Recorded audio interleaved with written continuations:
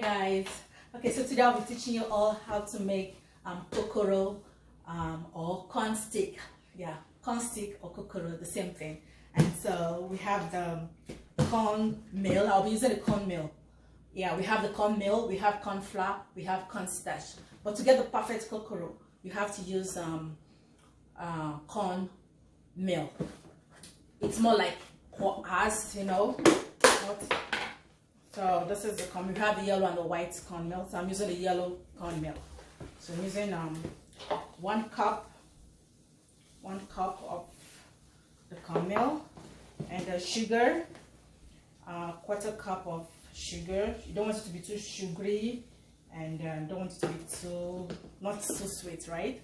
Yeah. Then salt, also using salt, a 1/2 teaspoon of salt, and for flavor, ginger is very good. It's kind of an antioxidant, you know, and helps with aging, helps prevent stress.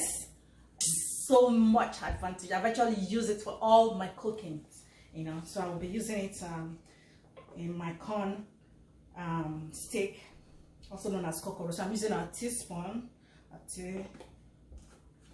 of that, and so I incorporate everything together. While doing this, I have my hot water on the stove, you know, boiling. So you mix, incorporate everything together. Yay! Okay, so I have my hot water here into the hot water. So I mix. You don't want to have lumps, right? Shake it. And stir till it changes in color.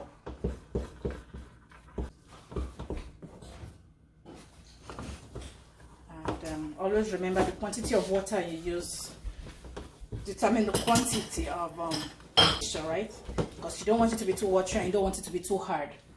You know what I mean? So for me, I used 2 cups of water to get this mixture in a moderate texture. So already formed. I'm just gonna add a little cup, just a quarter, less than a quarter shot, and add to it, and let it cook for some minutes, few minutes. Okay. You cover. Hola! A few minutes is set, so we just mix, kind of mix in, and before you roll, you have to let it cool, you know, cool down before you start rolling, molding it to the shape you want your corn stick to be like. There you go, perfect. Not so hard, not so soft, just the moderate texture, right? Okay, so just gonna switch up. Thanks for watching. Please do not forget to subscribe to my channel. Do not forget to click the like button, you know, so I keep in the bowl to get some cool. And okay guys, so it's cold now. So time to start molding. I like to take a handful and then mold to roll. Okay.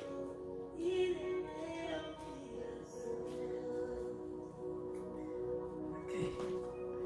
If you have the right texture, you don't need because sometimes some people want to use you know, corn flour or starch to like sprinkle everywhere, sprinkle their hand. No, that's not. In order for it not to get stuck to your hands, in order to have a sticky corn stick. But if you have the right texture, you don't need the flour, you know. So I roll. You don't want it too fat, you don't want it too thin. So I'm just going to show you the right size. Okay.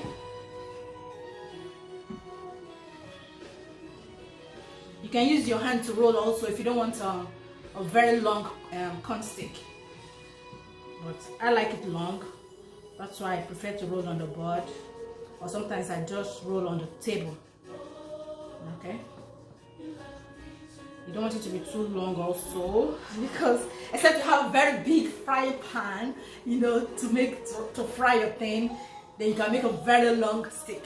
So I have just a large fry pan, so I'm just gonna make a moderate size of corn stick. And this is it. This is a normal length. You can see the size. I'm gonna come closer to the camera. This is the perfect size, perfect length. Okay? You don't want it too fat, you don't want it too thin. My end result of a cup. So if you're doing more quantity of corn stick, then you have to move more than a cup. But this is all you get from a cup of cornmeal. Okay, so now we're going to fry. I have my oil already on the stove, and so let's go. Okay, so time to fry my corn stick.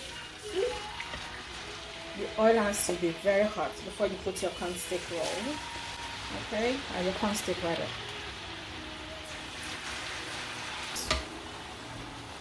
So like I said earlier, if you want short ones, you see short ones, you can roll with your hand without you know, having to roll on the board or on the table.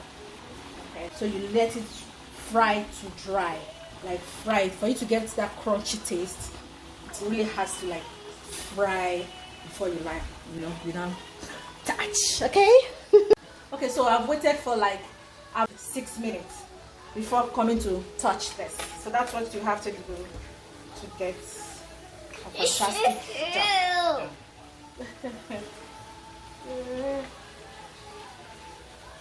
So use them.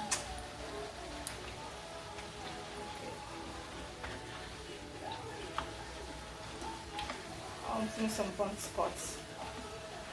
I guess I shouldn't wait for that long before stirring. So I would advise don't wait for that long before coming to you know, stir. Shake.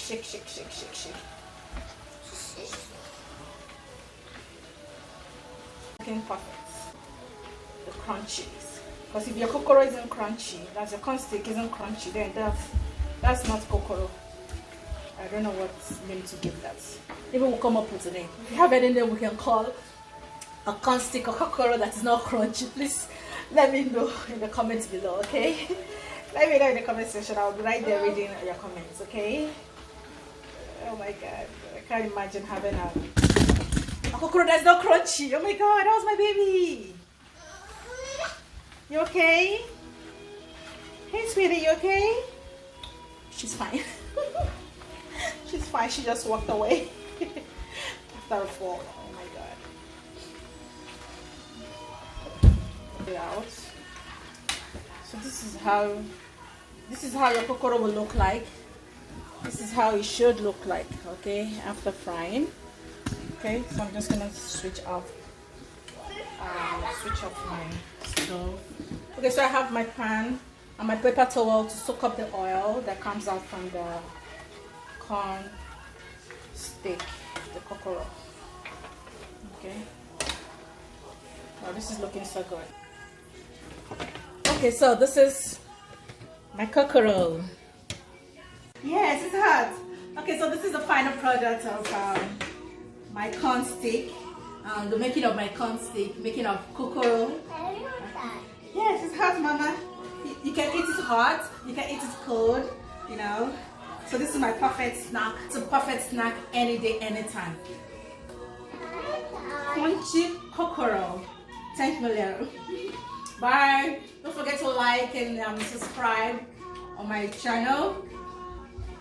Ciao. So blessed to say. Love you all.